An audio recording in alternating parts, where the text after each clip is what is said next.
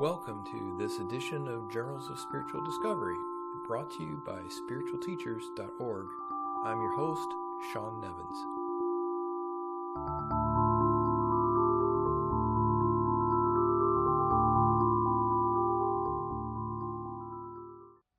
Hi, this is Sean Nevins, and welcome to Journals of Spiritual Discovery. This month, my guest is Jac O'Keeffe. Jac was actually recommended by one of you listeners, so I really appreciate you putting me in touch with her. She's been on the non-dual scene since about 2008, but it would be a mistake to limit her message to just non-dual teachings. In fact, as she explains in this interview, her teaching has continually evolved over the years. And Jac's current focus is pointing to what she calls deeper than that in relation to non-duality. This episode also explores Jac's work with the Association for Spiritual Integrity and how that organization hopes to establish a baseline of ethical standards for spiritual teachers. I hope that you enjoy this episode. To learn more about past episodes, you can go to spiritualteachers.org/podcast. I also want to give a special thanks to those of you who've become monthly supporters. I really appreciate that, and you can see those supporter options on that link that I just mentioned. You can also leave comments or shoot me an email.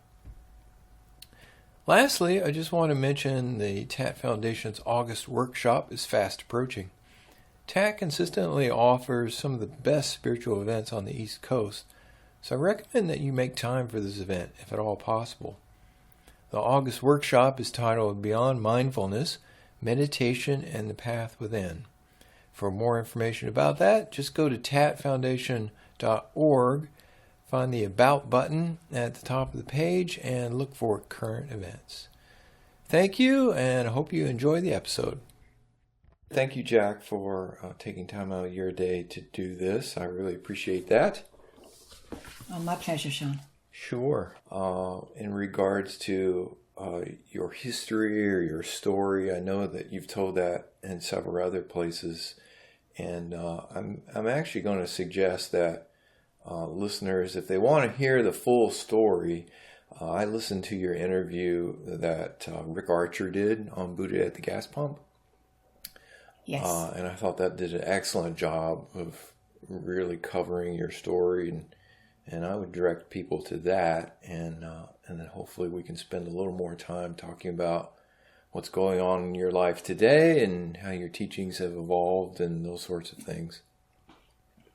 Great. And there's a text version of that historical awakening story, if I can call it that, on my website also.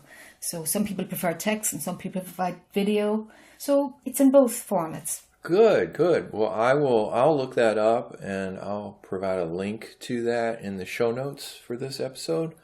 And then people can just go to the show notes and find that link and hit your website from Thanks, that. Sean.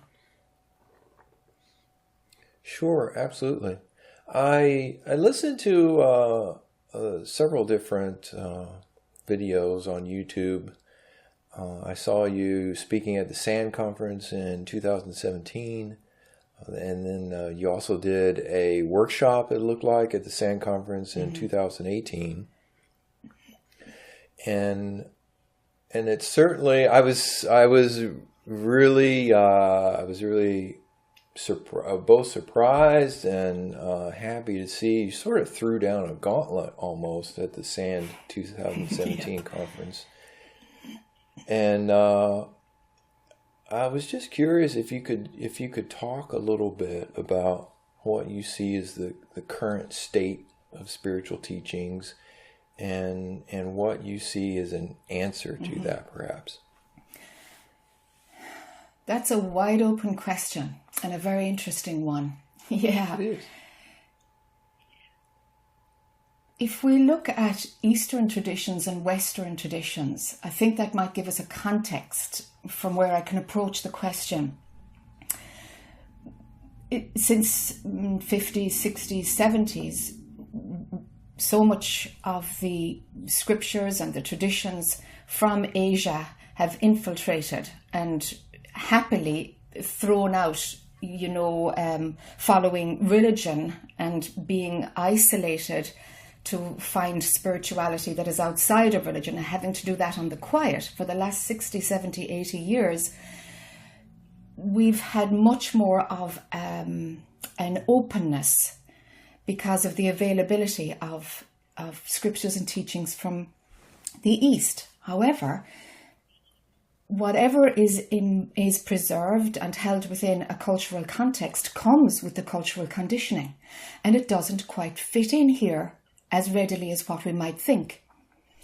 And our tradition here, while there was amazing philosophical studies and spiritual mysticism and a wealth of other approaches of spirituality through the years, we also have a psychological wave of development that's like almost 200 years old now.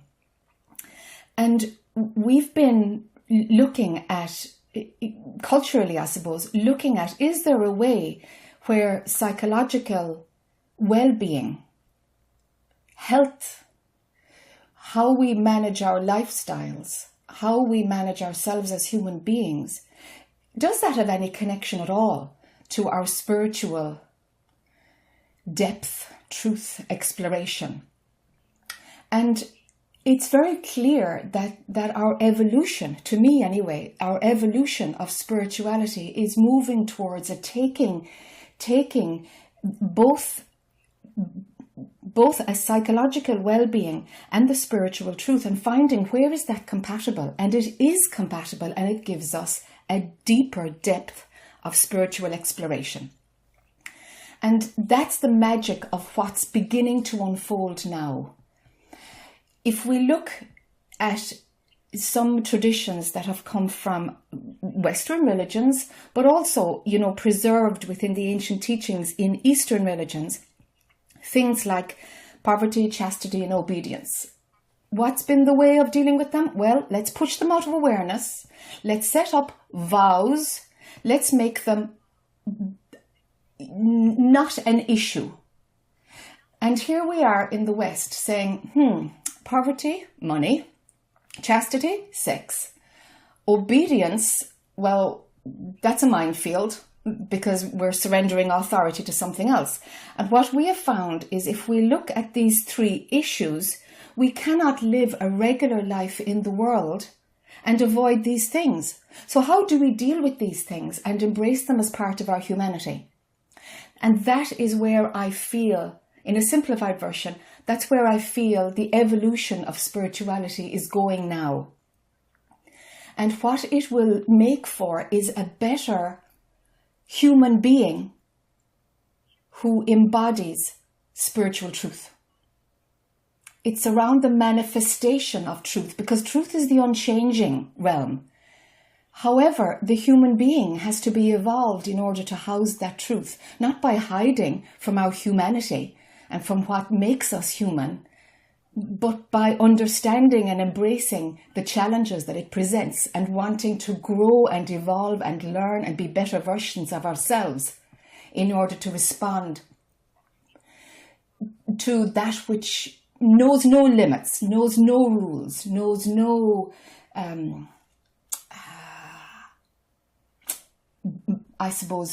limitations of what's unspiritual. Everything is part of the manifestation of truth unfolding. Everything is included within it. And if we have blocked off sections due to religiosity, then in some way we're blocking off our humanity. And that's the challenge for contemporary spiritual teachers and people who live a human life while undergoing a spiritual search. So I've heard you use the phrase, something to the effect of the separate self, the non-dual, yes, and deeper. So when you're talking about the and deeper, is this what you're talking about? This deeper depth of spiritual exploration? The going deeper can't happen unless there is an integrated process of how you physically are in the world, not denying any of that, and your recognition of truth and how you marry the two. If they're successfully married, there is some chance of going deeper. But you can't go deeper than the non-dual level of awareness. You can't go deeper than it unless there's some other integration happening. And for myself, it was 2011, 12 maybe, when I remember waking up one morning, just my eyes popping wide open, going, oh my gosh, there is identity with the absolute in the non-dual level of awareness. There is, because I can say I am all of it. And in that frequency, that zone, that taste of this, of knowing that there is just oneness beyond concept, that visceral recognition that there is just oneness. I'm like, so if I were to take identity out of that, if that idea that that's what I was, okay, let's pull that out. And a trapdoor opened, Sean. Something plummeted through. Now, what's the something? The question, what's the something, comes from the idea that there must be identity. So when the band-aid of identity gets pulled away, we fall deeper than the non-dual teachings. So that's prior to the non-dual. So I've pretty much left the non-dual teachings for the last chunk of years since then. There's a place for them and there's a place where they don't go. But they're hugely important in stabilizing the non-dual level of awareness. But from there, it's about integrating it in life and not being a jerk while we can stand in the truth, and not dismissing life because the non-dual perspective is perhaps dominant, but being able to use both lenses of perception at the same time. Only when that's integrated can we go deeper. And we actually find out that, oh my gosh, consciousness itself is a sequence of concepts. Space, the vastness, the infinite, those concepts get pulled away. And it goes into a whole other realm altogether. And the only, non-dual doesn't touch it. It kind of points and it says, para-Brahman. And that would be the Hindu pointer. But it absolutely holds you in no, there is nothing deeper than the non-dual awareness. Anything else is just going to be mind trying to go with you. And it's like, actually, that's not true. I have found that that's not true. And so for those who are ready, I can see an openness for those who have integrated and see the integral part of their humanity, how that plays as being an authentic manifestation of truth, seeing how all of that is underpinned by identity with all of it or none of it. It's like, okay, throw away identity with all of it and none of it. Throw away that. What are the building blocks of consciousness itself? Going deeper than space, vastness, infinite. Going deeper than a concept-making mechanism. All right, then we go into something else. So when you're referring to or you're seeing what are called non-dual teachings, it sounds to me like you're saying that there is still an identification, at least with a lot of people, and that, are you saying that they're identified with, oh, I now have non-dual awareness, or I now see what non-dual awareness is, or I now understand what non-dual awareness is? Is that what you're referring to? Yes and no. That's the non-integrated version, because there is that I that owns it. When it is integrated and more embodied, even then in that pure state, there is a non-dual identification still active. And that's the part that makes the non-dual the flip side, like an opposing polarity to the dual.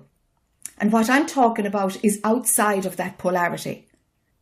Well, what you're talking about in terms of the next step, or the and deeper. The and deeper. Right? Yeah. Yeah. Non-dual, to me, and I'm not speaking about non-dual teachings or non-dual teachers, but the very word non-dual says that there is no flip side, doesn't it? Ideally, the word non-dual means exactly what it implies, that there is no flip side, there is no other. That's right. It does. However, it says that's your true nature. So it's halfway there. It says there's no flip side, but it says that's your true nature. And it's that pocket that is the flip side to the jewel, because that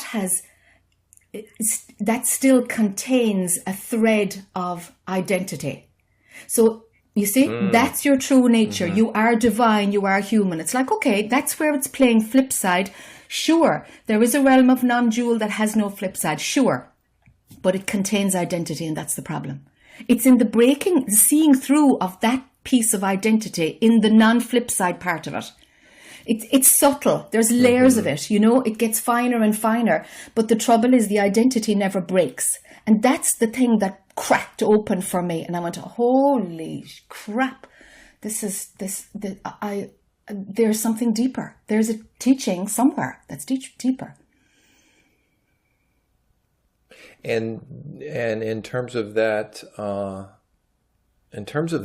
have you found, do you feel like there are are there sacred writings or different traditions that actually address this and deeper, and they've just been forgotten? Yeah, or somebody has told me that it's in Dzogchen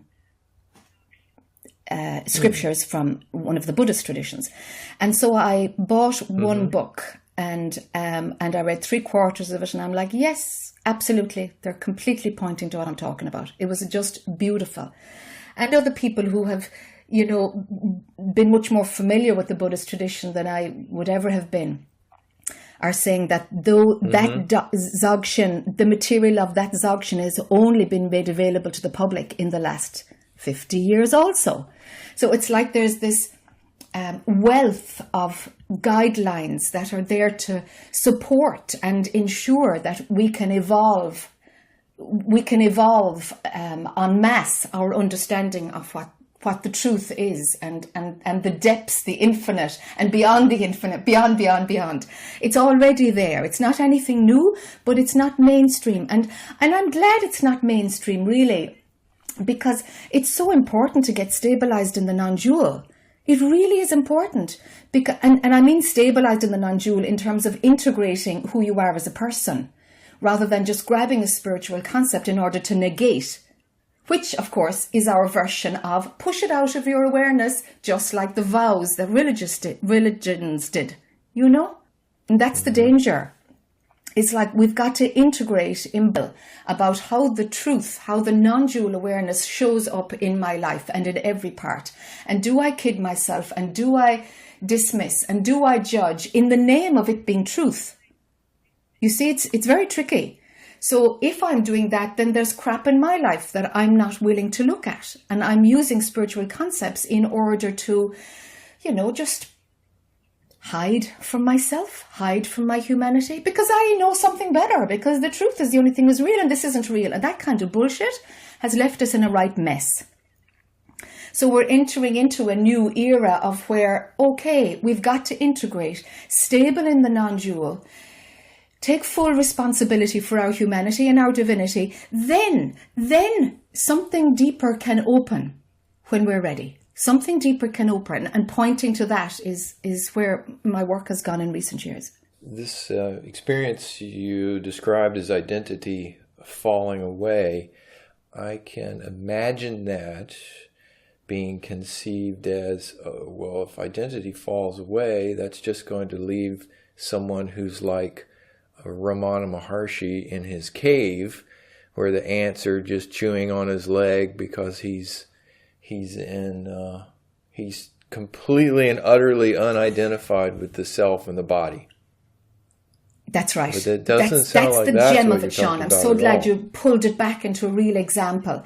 It's not that at all, because that type of that example shows me a lack of integration. And I'm not really talking about Ramana. It's just that that's an example for this context, because his teachings, as far as I can see, stopped at the non-dual, which is perfect, because that's what needed to be around so that we could all get there and stabilize there.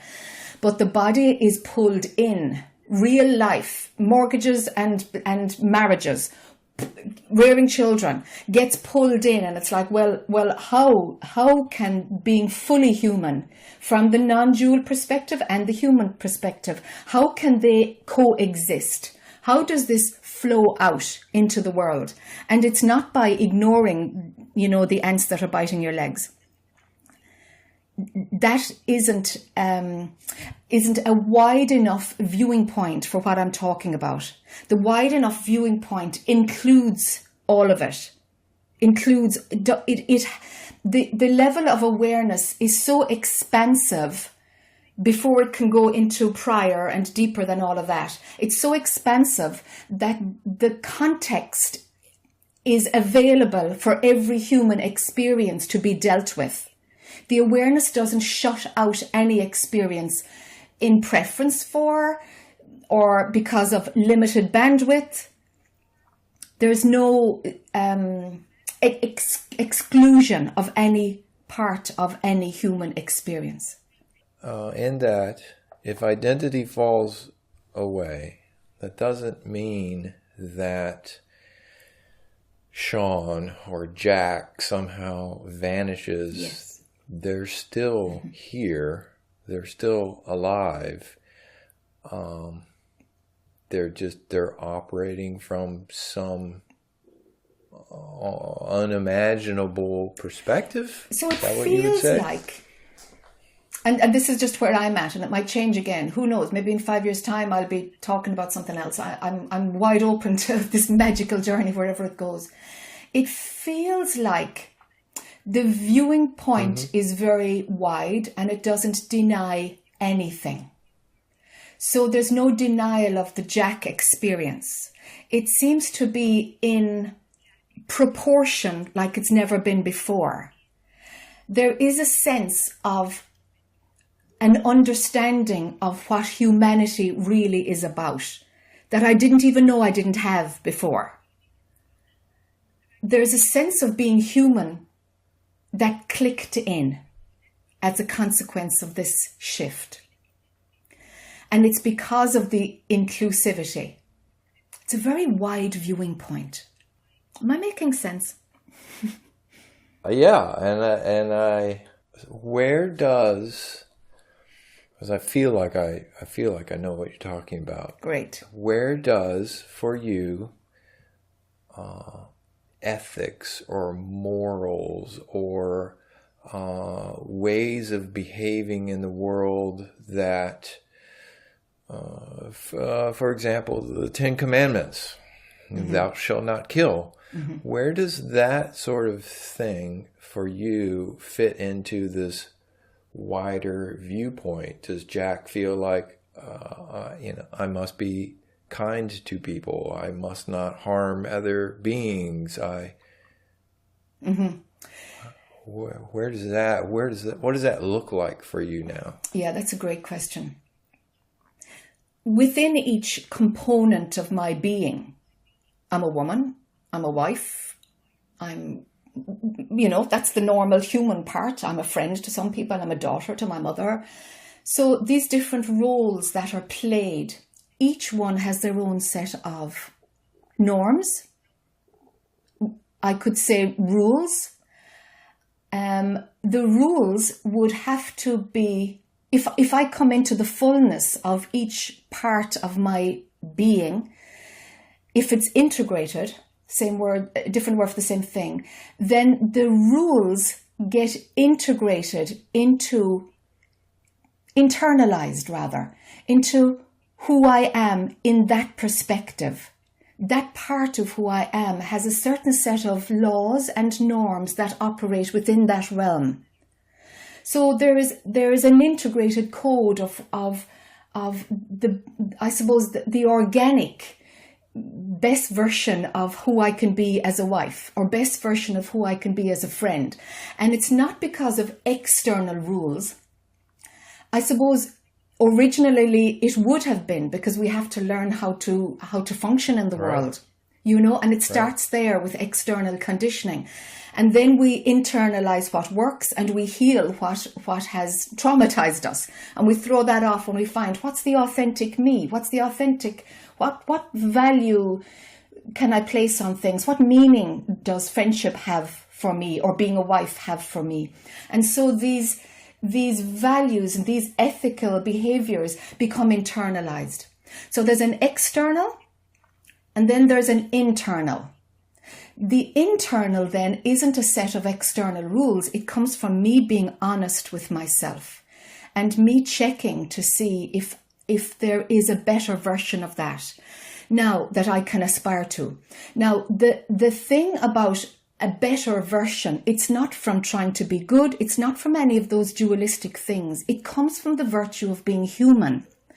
I have found that when this other understanding of what it means to be human burst open, somehow I synchronized, my sense was that I synchronized with nature, that the evolution of the cycle of some part of me dying and another version of me birthing, this natural growth, natural evolution, natural wanting to promote, moving towards what's good and wholesome is innate to the evolutionary rhythm of nature.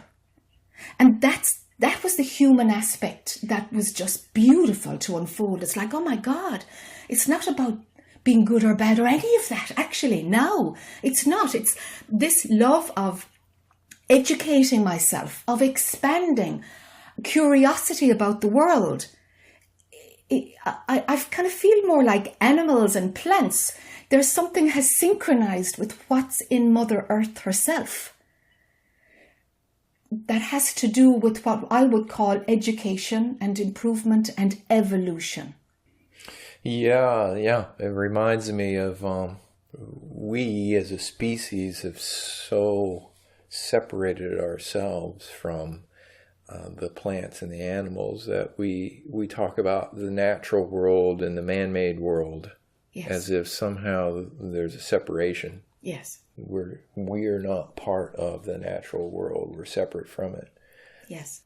And to our detriment, as we can see globally, it's in our face now, the consequence of that level of separation.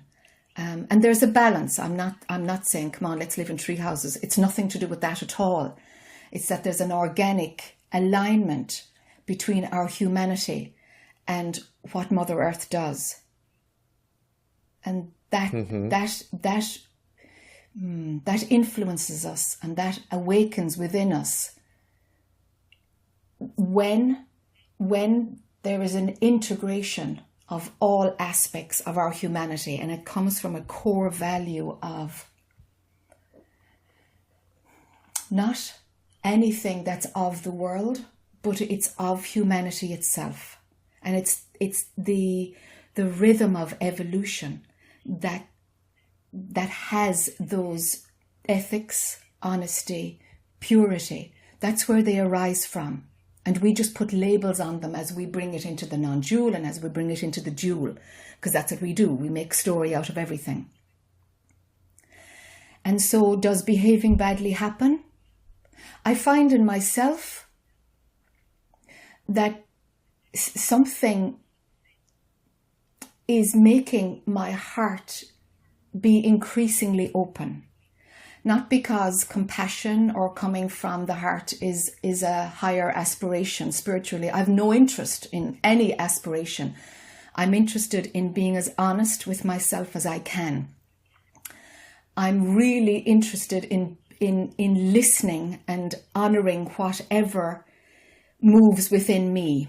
And I have found the deeper I go in that organic will to move that way, the deeper I go, the more it tends to be what the universe might call compassionate or from the heart. But it's not the motivating factor to come from the heart. You see, it's a consequence that it comes from the heart. Mm-hmm.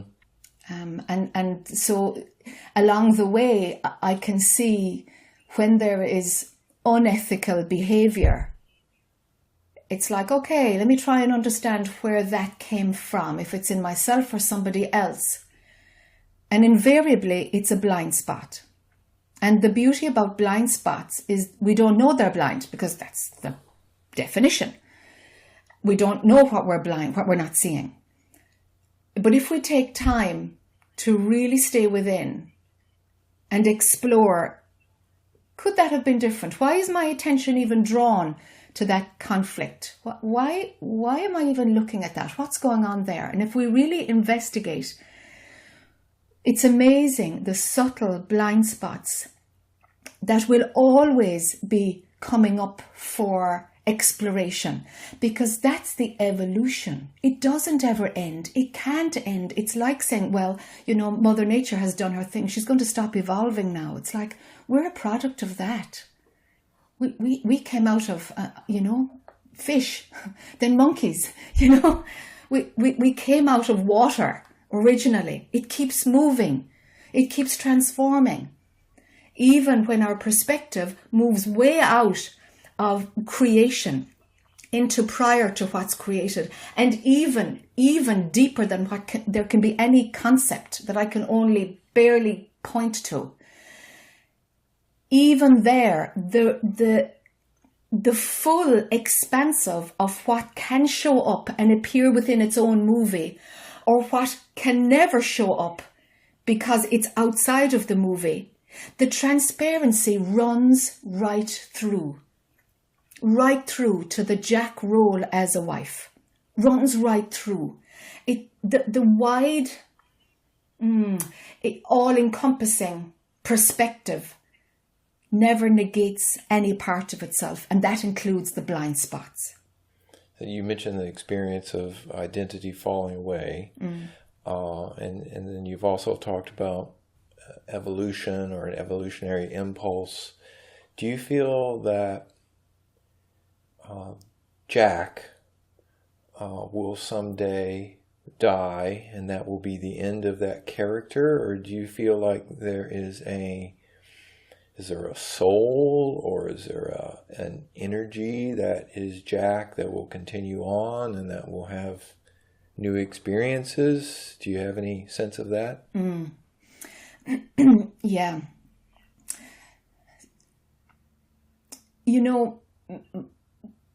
I was conditioned by the Eastern traditions that said, well, once, a true awakening happens, that's it, reincarnation stops. Right. I don't go with that anymore, because the energy that shows up as Jac is just going to get recycled. It's just going to get recycled. And I've noticed that we tend to idolize a way out. We idolize the transcendental. We look for meaning. We look for a goal in the transcendent. And somehow the normality of energy just keeps recycling itself makes much more sense. And it seemed to have freed me up from that spiritual conditioning that, oh yeah, after awakening, whew, I'm out. It's like, really? No, it's like, hey, a gazillion lifetimes, this movie is exquisite and horrendously painful. And the beauty of that, the beauty of it, the capacity to experience within this movie is the only place that it exists, and the movie will keep recycling itself in some version. Of course it will. And the energy that shows up as Jac, sure, that's just part of the big melange that is going to recycle itself.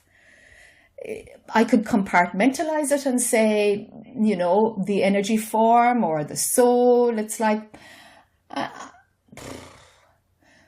could say any and all of those things. Fundamentally, just energy really is neither created nor destroyed, which I learned back in science in my high school years. It just moves from one form to another, and there's a freedom and a wisdom within myself that I feel when I'm like, of course it will just recycle forever, of course. And there's a beauty in that surrender, that's how the movie works. That's just how the movie works. That infinity is built into the movie. Even if the human race, we destroy ourselves, and some life form, something, consciousness will keep unfolding as it does. And this, in this realm, consciousness is the baseline of it. And my work now talks about prior to consciousness. And it's like, actually, let's consider that there is something underpinning a whole other spectrum that is not consciousnness. Consciousness is the baseline for us. And of course, when we hit that baseline, it shows up as truth. Go deeper than that, and it's like, oh, I see. You've got that non-dual where there's neither this nor that, where it's outside of all of it. And then we go deeper than that again, where every concept making mechanism is gone, where consciousness itself breaks down. And somehow the possibility, see, I'm going to contradict myself now, because words are really stupid, because they're so far down the rollout of consciousness appearing as form that they're completely obsolete. But it's all I got, because we're talking about what's deeper than consciousness within something that is only based on the baseline of consciousness. So can't there be something else that is not underpinned by consciousness? How wide can it go? And somehow the potentiality and the possibilities show up as we broaden our capacity to be aware. And that can only come through embracing all parts of our humanity, through embracing the densest of the dual while we're standing in the non-dual. Not dismissing the dual, but from the non-dual, seeing it for the beauty of what it is. No negating, no dismissing, no judgment, but underpinned by this impulse to evolve, the rhythm of the natural flow of unfolding of where the expansion of awareness is organic. It gets to be exquisite, and the energy that is that recycles itself. And what part of the Jac being would recycle? I've no clue, but for sure, I mean, whatever energy shows up here, it's part of the main thing. How could it step out? How could it? There's already an outside of all of it that somehow has a portal, an insight, a seepage into the phenomenal life of Jac. Is that as good as it gets? I don't know. Thank you for that. I think, I think we've hit about as many words as we could try to get across what we're talking about along that line. And if it resonates with people, great. And if they have no idea what was just talked about, hopefully we'll stumble upon something else that may resonate with folks. Yeah, and I'm just learning how to verbalize this. And my way always, Sean, has been what's my own path teaching me, and invariably I later see some scripture, because I'm not under any illusions that I'm discovering something that was never. That was never here before. It's all been here before, of course, but I'm interested in how I find it and what's my experience of it. And that makes me feel good, phenomenally. Invariably, after I have the experience of it, I tend to find it somewhere, or somebody points me to a book that echoes what my experience is. So as a result, I don't have any jargon. I don't have any, an eloquence around it yet. My challenge is always, how can I find the vocabulary to communicate this? And so I totally am with any listeners who are like, what are they talking about? Because part of it is I mightn't have the vocabulary. But if there's a felt sense of what I'm talking about, then hey, this has been such a worthwhile conversation. And yes, and that's actually, I wanted to segue into that evolution of your teachings, let's say.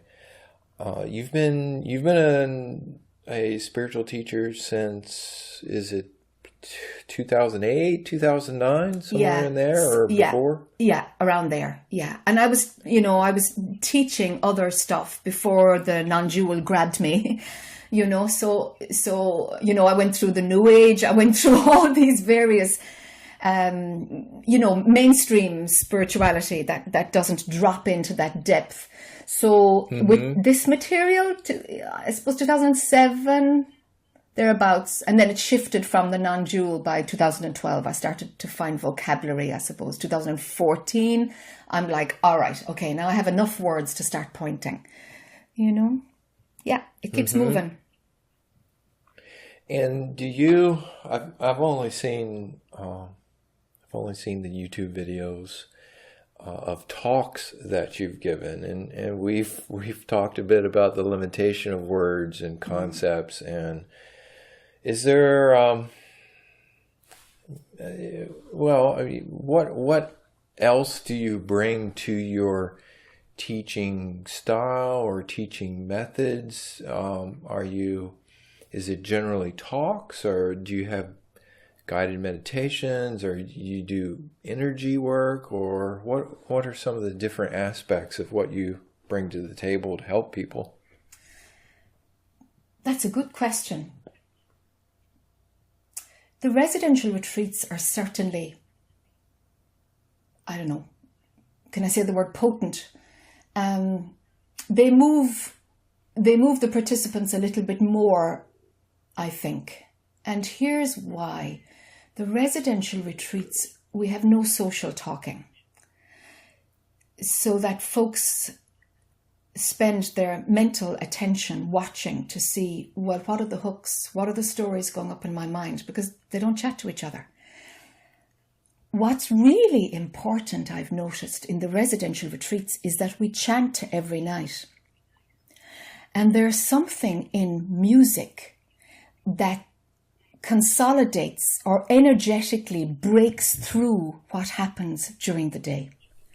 And it's only from people the following day saying, it was the chanting last night. Something happened in the chanting.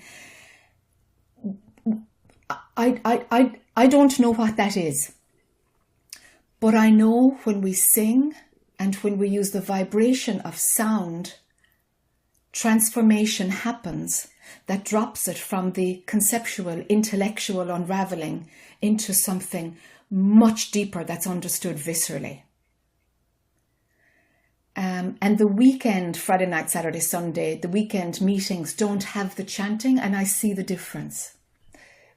I did energy work for years in a private practice, and that for sure is part of what I do, though it's not visibly obvious. I also went into therapy myself for moving my own stuff. I started when I was like 19. And so, from spending years and years in therapy and doing an awful lot of self-inquiry, of shoveling my own stuff, and the willingness to continue to do so, you pick up a hell of a lot of tools. And so those tools I readily give to students. So we could be talking about prior to consciousness, and the next minute we're unlocking a piece of trauma, because energetically the prior to consciousness dialogue cannot but shake the structure that holds somebody's latent trauma that happened at a pre-verbal stage. The frequency that's in the room, because we're talking about outside of all of it, it disturbs something that was just sitting latently in somebody's body. And so I it makes my heart sing when we're talking about childhood trauma, and 20 minutes later we're talking about prior to consciousness, and we're back again to talk about how to manage in relationships, because somehow I sense that the space of awareness, the inclusivity is being opened within the group itself, and a capacity for people's bandwidth to not compartmentalize different parts of their lives.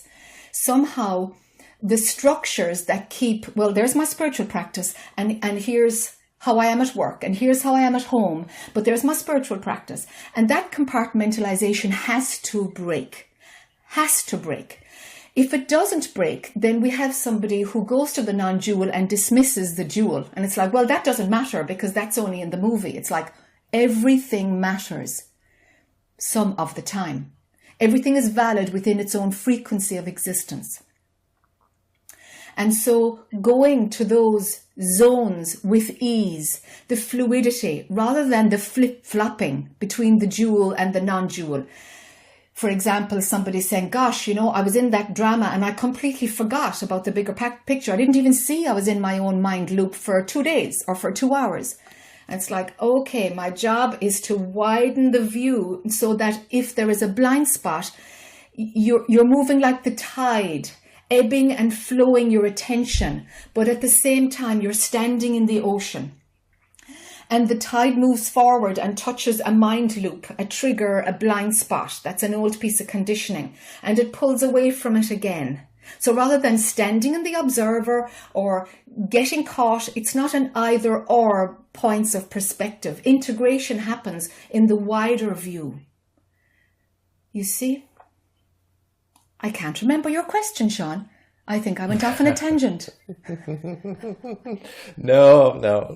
You're still in the line of the question.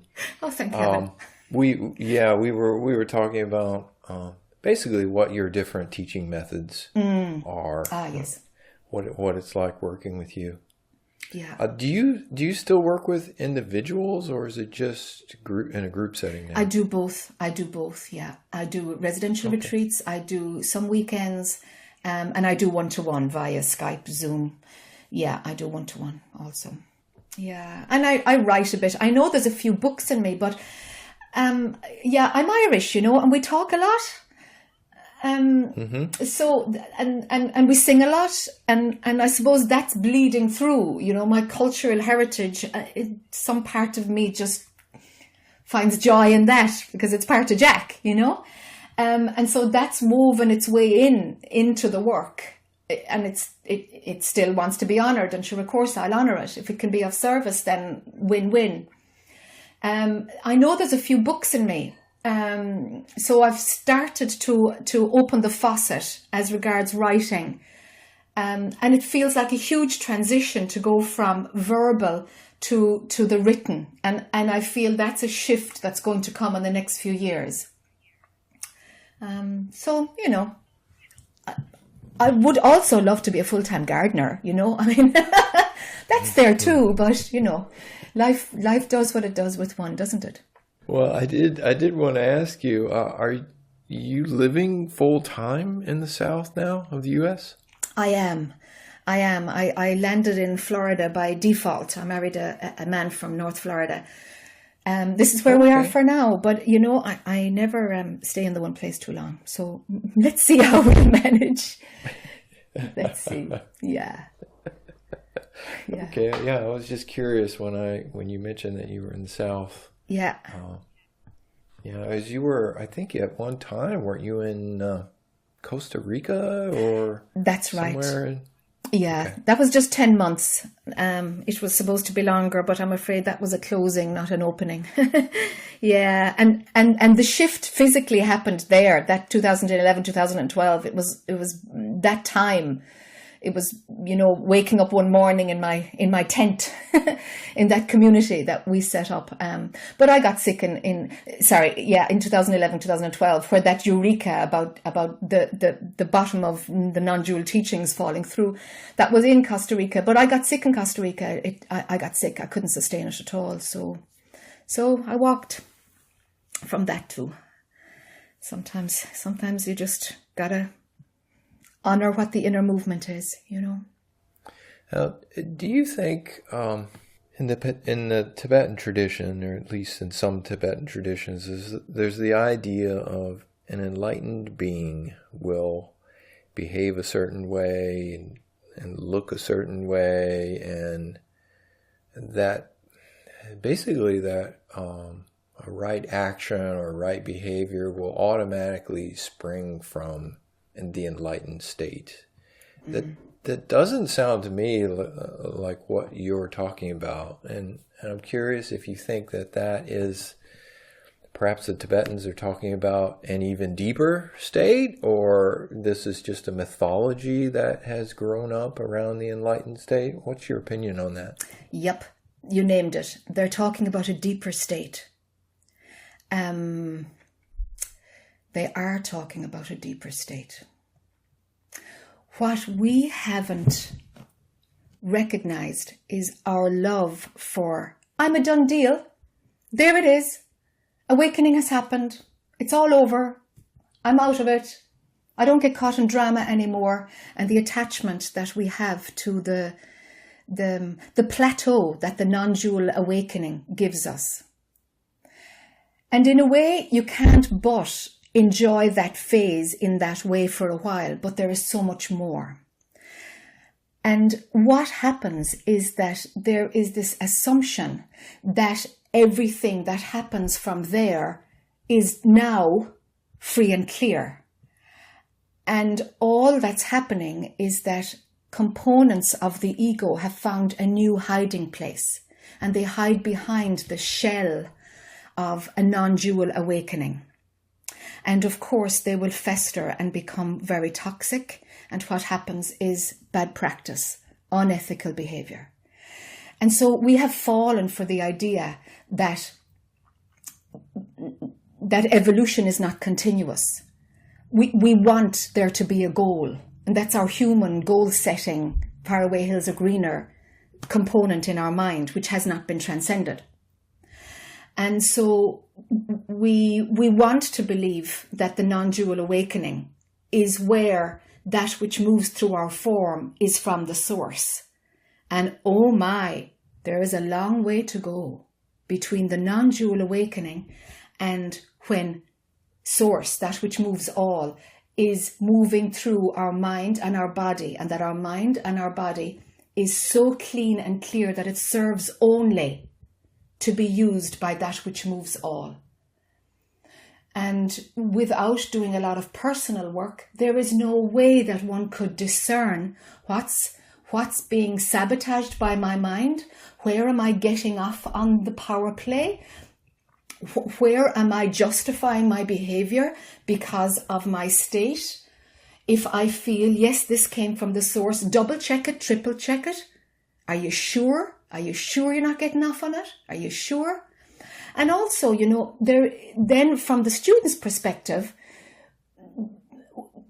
we also have been given a huge amount of power at the cost of the student's power. And I want to give students back their power and saying, you are your own teacher. You use me as a tool. You use me as a tool. There is no guru model here. That will keep you forever in the model of religion, because you have to surrender that which is external being in any way greater than you. It has to be thrown off. Very useful for a phase, but for maturity, it has to go. So many shift from being student to being guru. And it's like, oh my God, you never dismantled the whole model. Because if you go to being guru, that model of student guru is still alive. You've just swapped out the roles. And so the power differential and the dysfunction that can lie therein, it's very tempting for the ego to reshape itself in subtle ways that are fundamentally abusive. And that ties directly into what I believe is called the Association for Spiritual Integrity. That's right. Correct? The ASI? That's right. And is that something that you were one of the founders of that group or instigators? Yeah, its inception 2017, four different presenters, unbeknownst to each other, made presentations at the Science and Non-Duality conference about teachers behaving badly. And we ended up having lunch on Sunday saying, okay, this is kind of weird. What are we going to do? 4 of us are coming with the very same topic from 4 very different angles. And so from that, it took us a year to create the Association for Spiritual Integrity. We now have 501c3 status. We have developed a code of ethics, which really is an entry point. The code of ethics is like, you know, if you're a teacher, abide by some code of ethics. There must be some set of what's good and what's not good. If you got it as a kid of what's good behavior, fantastic. If you got it from the 10 Commandments, fine.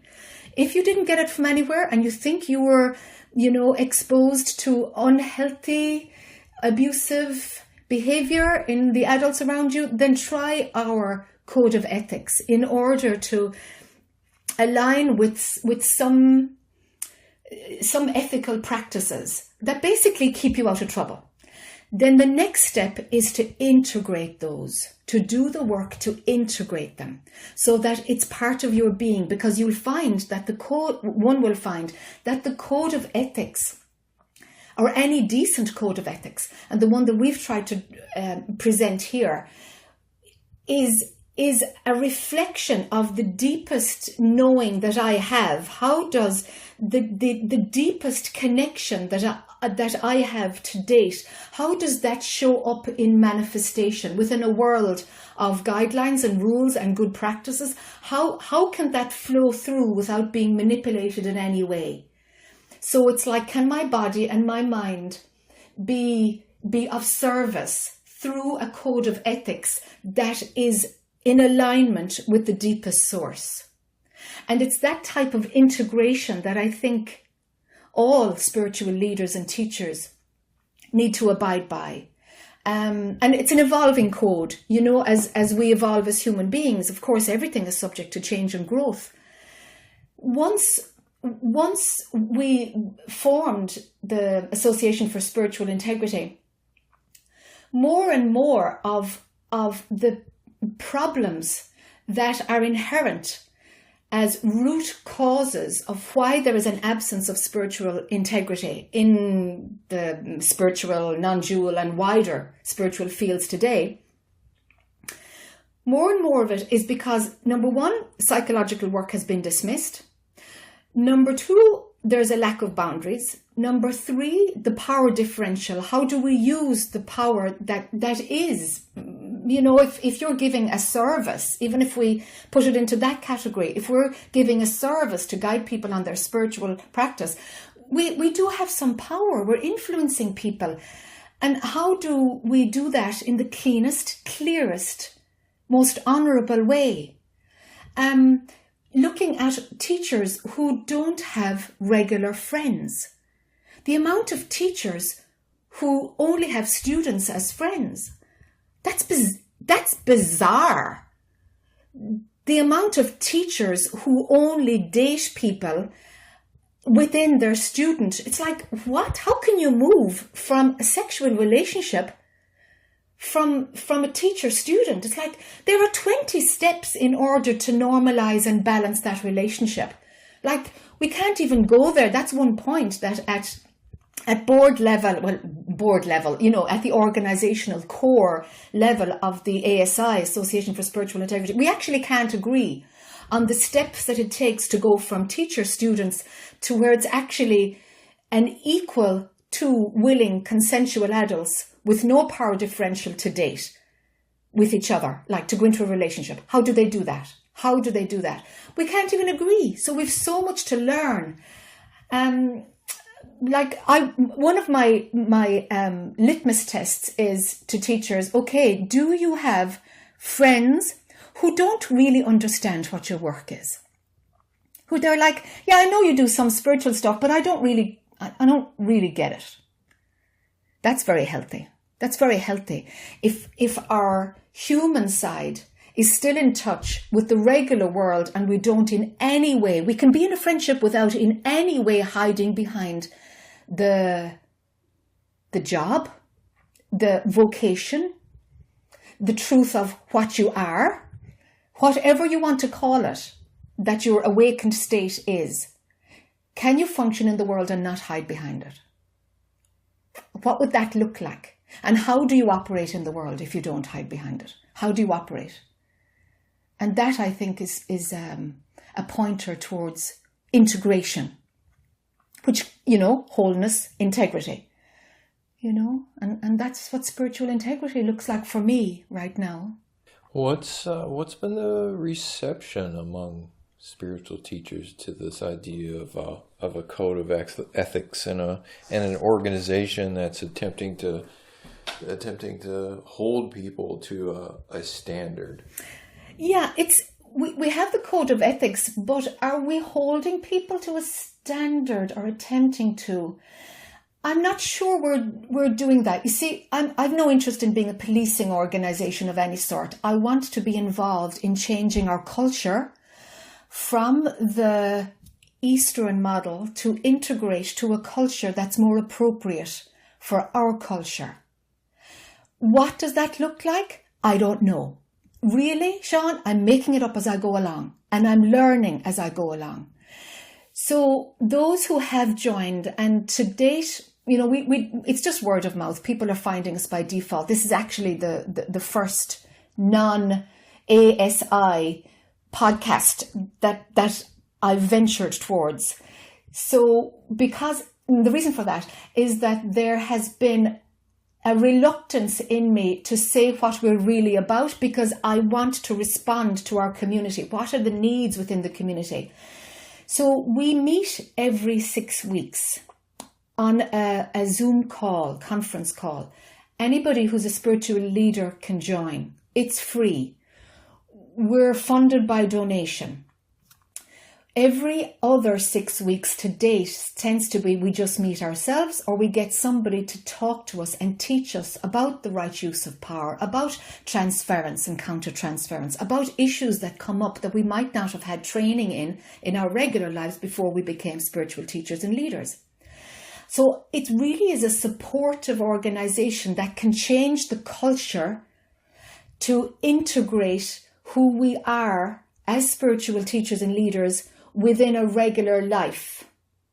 And so that we become better at what we do because we are better people, because we're engaging in growth and learning ourselves and not hiding.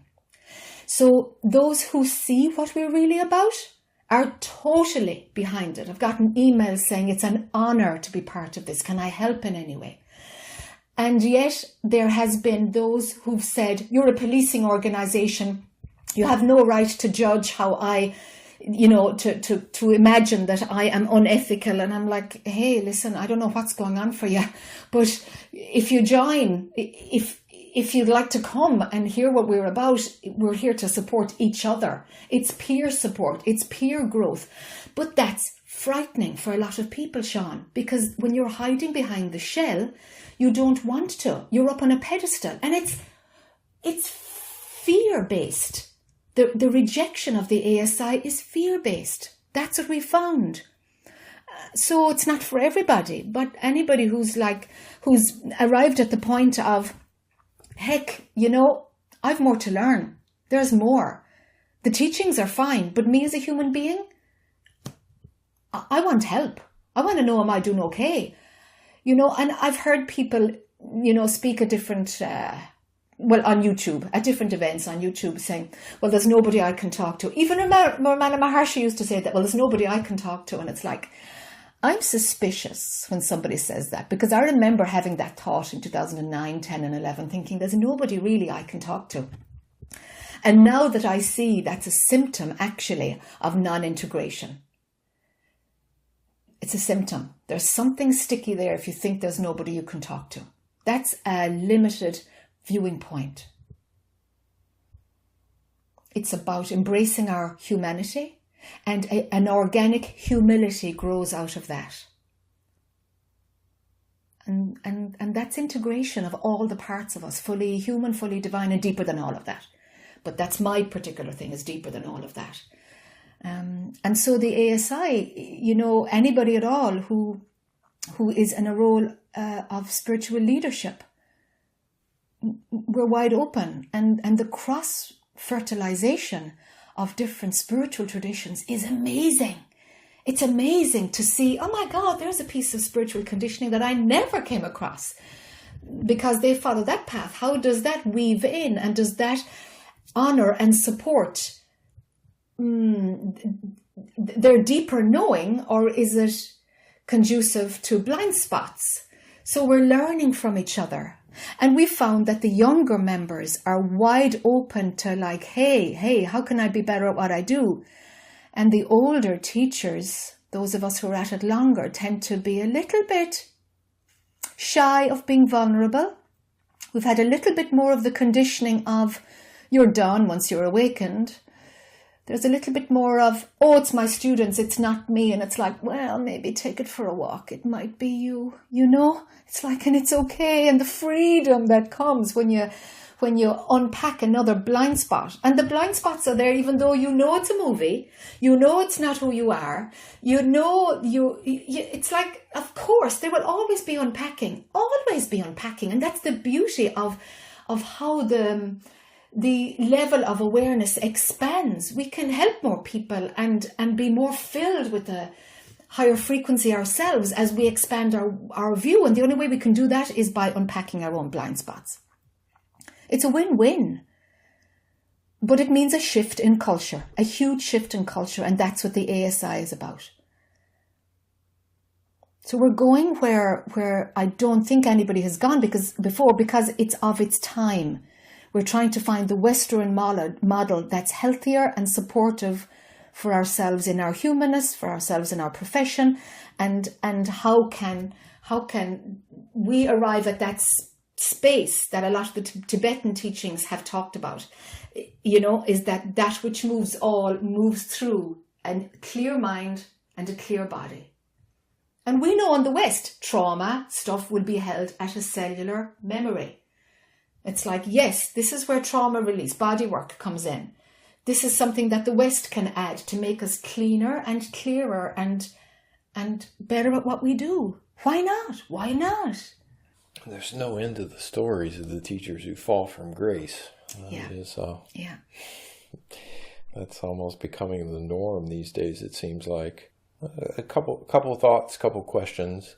One is that I could certainly see how practically every professional organization or professional group does what you're talking about. They have continuing education. That's right. They have meetings, Yes. dentists to get together and doctors to get together, and they have journals that are just for the doctors and the dentists. And that's right. Obviously, therapists of all sorts are required to do continuing education and so forth. Yeah. Spiritual teaching as a profession has always struck me as a little off somehow. Mm-hmm. Because spiritual teachers don't go to spiritual teacher university, and they don't get doctorates in spiritual teacher, and in general they don't get certifications and so forth. Yes. So they don't have continuing education, and they don't have review boards and those sorts of things. That's right. There are some lineages, of course, where a teacher is told by another teacher that they're ready to teach and sent on their way. Mm-hmm. But that is primarily, in my understanding, would be primarily an Eastern tradition, and that's something that's kind of been brought over to the West in some traditions. Yeah. So I have a feeling or suspicion that when a spiritual teacher begins to earn their living as a spiritual teacher, that a lot of potentially negative dynamics arise from that. Mm-hmm. And that there's something inherently off about making a living from something which was given to you most likely freely. Mm-hmm. I'm just curious what your reaction to that is, or if you've had thoughts along those lines, or if ASI, if that's something that ASI has had discussions about. Yeah. We haven't directly addressed that, but it's come up. And at the moment, my personal position is whatever will show up as problem creating, then let's go there and have a look as to why.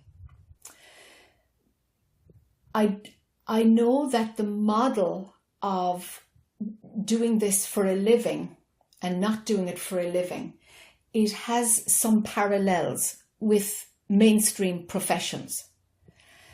Does it come for free? Sure, the final breakthrough comes for free, but darn, it takes away your phenomenal life. The cost is very high. You end up being dragged into teaching. It closes out the movie. It takes years and years and years of spiritual practice. At least it did in my case. It takes everything from you. It's kind of like somebody said recently, a PhD, my God, it's like a pound of flesh. And it's like, yep, I think my spiritual path took more than a pound of flesh. And of course you give it freely because, of course you do, because your viewpoint is so different at the end. And it makes sense that what you had in the first place was never worth anything anyway. So does it come for free? No, but the terms and the price has to be named differently to an academic qualification. What does that look like, and can it be accountable? I don't think we can put that in normal, regular terms, and I would be reluctant to bring it on a par with the professional industrial standards. However, where do professional industrial standards and what we do overlap? Where do they overlap? We are being paid for a service, whether it's donation or whether we have a set fee. We're being paid for a service. We do have to turn up on time. We do need to be respectful. We do need to give value for money. I mean, there's certain things that actually do, whether we want to embrace them or not, they're valid. They're valid because that's how the world works. We can't do it for a bag of rice. I can't bring a bag of rice to the gas station and say, fill my tank. So we're moving more and more towards how does this look in the West? And how can we honor what it really is without it selling its soul by being a profession? I would hate for it to be a certified thing. But what are the benchmarks? What are the hallmarks of a good teacher? I don't know yet. And that's a piece of work we need to do. How do we name integrity, trustworthiness, honourable, but not doing it for any other motivation than the motivation to honour that which is the deepest of all? How can that come through? How many skills should a teacher have? So, for example, recently, I could see that one student got really, really traumatized by a teacher who was using techniques that, what do they call it? Crazy wisdom, by being really sharp with the students, coming in with a sword to really shatter the ego, but all it did was re-traumatize the student. Now, the student is broken. The teacher came under an awful lot of flack. I stayed out of it, but my viewpoint is the teacher, in that case, is expected to know what student is traumatized, when to use crazy wisdom and when not. Does that mean that every teacher is supposed to do trauma deep training in trauma work so that they can only use certain techniques with students. It's like, oh my God, this is just a rabbit hole. I don't know how do we get out of that? I don't know what it looks like. But what I do know is that methods from the East don't transfer here. We have different expectations, different laws, different norms, different cultures. And so how the two meet, I don't know. Is it a vocation? Yes. I really personally feel, and I've always said this, if anybody wants to be a teacher, don't be a teacher.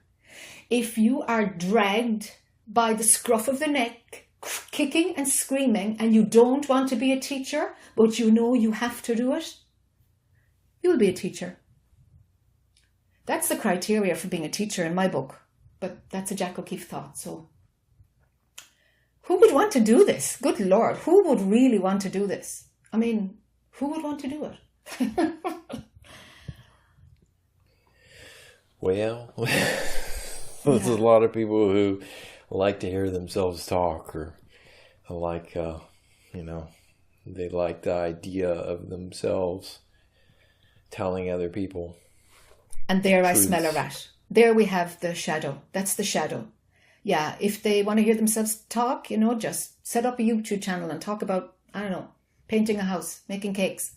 See, like, just talk, and wherever there is that ambition, motivation, power play, unpack it. That's shadow stuff. That's dangerous material. That needs to be unpacked. That leads to unethical, irresponsible teaching, and will just create karma, Just out of curiosity, we mentioned the Tibetan ideal of the enlightened teacher. Do you feel that is something that has ever been achieved in this world, or in any time in this world, or is that something that we're still evolving towards? There are definitely windows where that seeps through. I don't think I'm qualified to say anything more than that. There are definitely times when I can hear somebody speaking and I'm like, whoa, that's the fullness of outside of all of that coming through. And the mind and the body are so clean and so clearly in service to that. And there's no compromise anywhere along the way. So definitely, personally, I can spot where that happens. Is it a continuum for anybody? Right now, I believe no, because I think we wouldn't be here. If that was like a sustained state, liberation was a total, because I call that liberation as opposed to enlightenment, awakened. That's my term for the outside of all of it. If that's absolutely sustained, then the evolving part of our humanity wouldn't be able to evolve anymore. So I therefore deduce that actually it can't be here in a sustained way within the space-time continuum. It can't be here because the evolution would have to be stopped. So the body would have to die. I have a couple quick questions and then we'll wrap it up. Are there any particular books that you recommend to people? There anything current that you think is a really good book that you would recommend? I don't read much. How? That's fine. If there's nothing, that's fine. And I'm always curious about films. If movies are something that my guests indulge in, if they have any particular films that have caught their eye along these lines of having a message about deeper ways of being in the world. Oh, I love Netflix. And okay, what's worthy of my 2 hours on Netflix? So I enjoy movies and series that blow out the limitations of the phenomenal mind. So, the first one that did that mainstream that comes to mind right now is The Matrix. It just knocked something out of the park and was mainstream. It wasn't an art house movie. It cracked it. Something that I saw recently and loved it, and I thought, oh gosh, this breaks the limitations. It just pushes out the limitations, is the OA. Oh, yeah. I saw the OA. Mm-hmm. Yeah. Did you like it? Excellent. Oh, yes. Mm-hmm. Yeah. That's the kind of thing that I love. That knocks out any perception of that this phenomenal world is all that's real.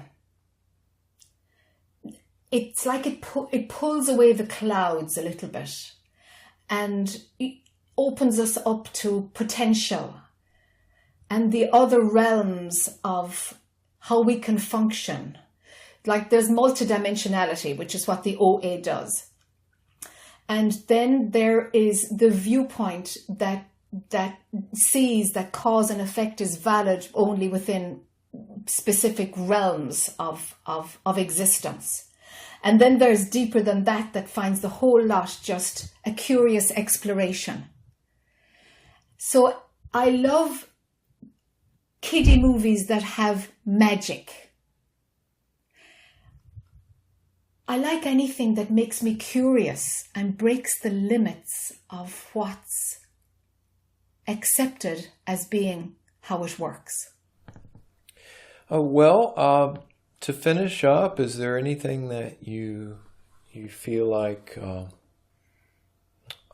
you want to mention that we haven't talked about, or any final words that you want to leave people with?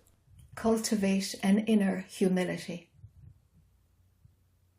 And if you're in a position of spiritual leadership, do an inner inquiry to see if you're getting juice from any aspect of that role. And if anything about the Association for Spiritual Integrity rings a bell or interests you, go on the website. It's spiritual-integrity.org. We're having a meeting for spiritual leaders and teachers. Whether somebody's an ASI member or not, I don't mind. We're having it at the start of the SAND conference this year, on the first day of that the conference begins. Yeah, okay. To physically bring people together to see, what do we talk about? So it's like Thursday the 24th of October from 1 to 6 at the Dolce Hayes Mansion. We're going to just record the first half and not the second half, because I want to compare and contrast. I want to see, what do teachers and leaders, what do we talk about if we're not using it for PR, if there's no soapbox. And you'll find that if people feel that it's confidential, there is absolutely a very different tone and quality to what we talk about. And that alone raises red flags in my head. It's like, whoa, what have we become here? That we have to use everything as a self-promotion. It's like, it's the subtle things that kind of turn my stomach a little bit. The subtle things of treating it as a profession that have an insidious nature that we need to expose and explore and see, okay, what is it in me that wants to use everything as a soapbox for PR purposes? Just think there's something very unhealthy about that. And so how do we be in the world and, pay for our rent or our mortgage? How do we do that without selling our soul? What does that look like? And I don't think we're anywhere near knowing what the answer to that is yet. And that's the making it up as we go along part, But it's what I want to talk about, to teachers, so that we can find a way of of embracing our fallibility, and that we don't know how this looks in the West. We don't know, but we need to tidy up our act. Well, thank you, Jack. I will. I'll put links to the ASI and the SAND conference, as well as your website. I'll have all that in the show notes, so people can find that material easily. Thank you, Sean. Absolutely, it's been great talking with you. Yeah, I really enjoyed this conversation. You've got great questions. I like how you look at things. I really like those questions. You made me think about things I hadn't thought of before. So thank you for that. Sure, I appreciate it. Thank you for listening to this edition of Journals of Spiritual Discovery. I'm your host, Sean Nevins. For more information about today's guest, as well as more interviews, books, and other resources, go to spiritualteachers.org. That's spiritualteachers.org.